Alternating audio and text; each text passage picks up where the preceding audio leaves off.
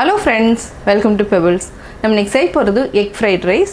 அதாவது fried rice நம்ம vegetable fried rice எப்படி செய்யறோமோ அதே மாதிரி தான் இது கூட நம்ம ரெண்டு egg வந்து தனியா எடுத்துட்டு நல்லா பீட் பண்ணிட்டு இது கூட pepper ஆட் பண்ணிட்டு நம்ம veg fried rice கூட ஆட் பண்ணிக்கலாம். egg fried rice ரெடி ஆயிரும். வாங்க எப்படி செய்யறதுன்னு பார்க்கலாம்.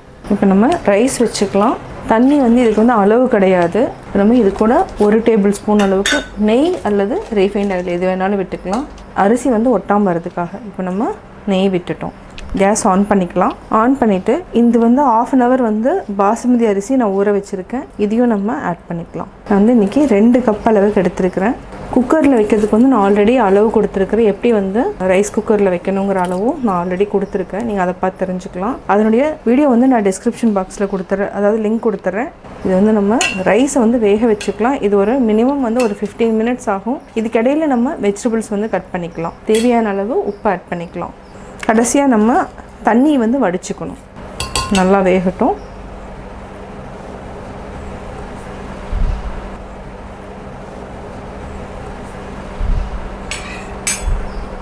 ஒரு பேனில் 2 டேபிள் ஸ்பூன் அளவுக்கு ரீஃபைண்ட் ஆயில் ஆட் பண்ணிக்கலாம். எண்ணெய் நல்லா காயிட்டோம்.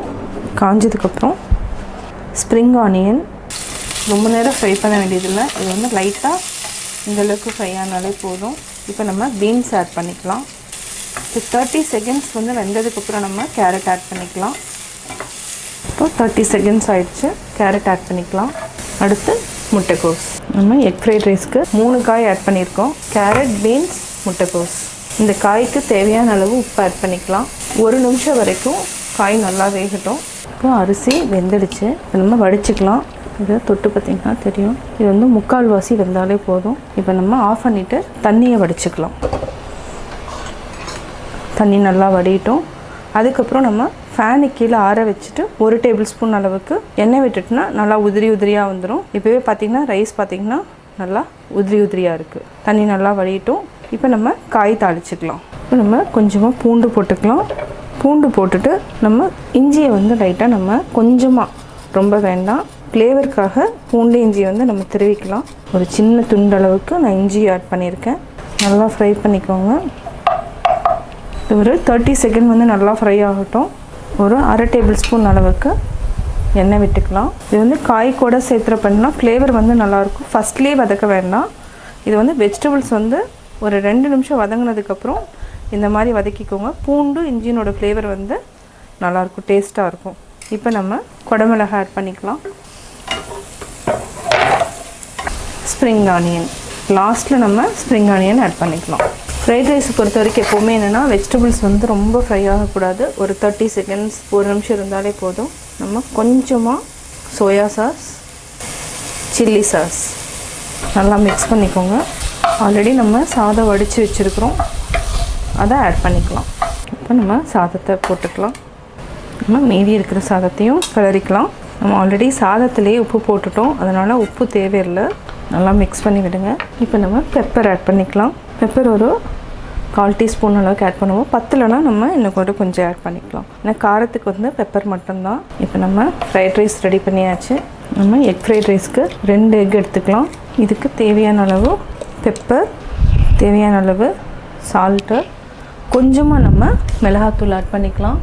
அது வந்து டேஸ்ட்டுக்கு. அவ்வளோதான். நல்லா மிக்ஸ் பண்ணிக்கோங்க.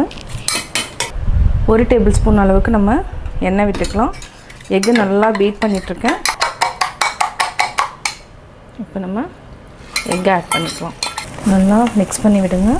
கொஞ்சம் கெட்டியாகட்டும். அதுக்கப்புறம் நம்ம ஃப்ரைட் ரைஸ் கூட ஆட் பண்ணிக்கலாம். இது வந்து ரொம்ப ஈஸி மெத்தட். ஃப்ரைட் ரைஸ் கூட அப்படியே டைரெக்டாக ஆட் பண்ணவே கூடாது. விட்டோன்னா கொஞ்சம் திப்பி ஆகிடும். அதனால் எப்போவுமே எக் ஃப்ரைட் ரைஸ் செய்கிறப்போ எக்கை வந்து தனியாக இந்த மாதிரி பீட் பண்ணிவிட்டு அதாவது நல்லா ஃப்ரை பண்ணிவிட்டு ஃப்ரைட் ரைஸ் கூட ஆட் பண்ணணும். எக்கை நம்ம நல்லா ஃப்ரை பண்ணிட்டோம். இப்போ நம்ம ஃப்ரைட் ரைஸ் ஆல்ரெடி கிளறி வச்சுருக்குறோம், அது கூட இதை ஆட் பண்ணிக்கலாம். நல்லா மிக்ஸ் பண்ணிவிடுங்க.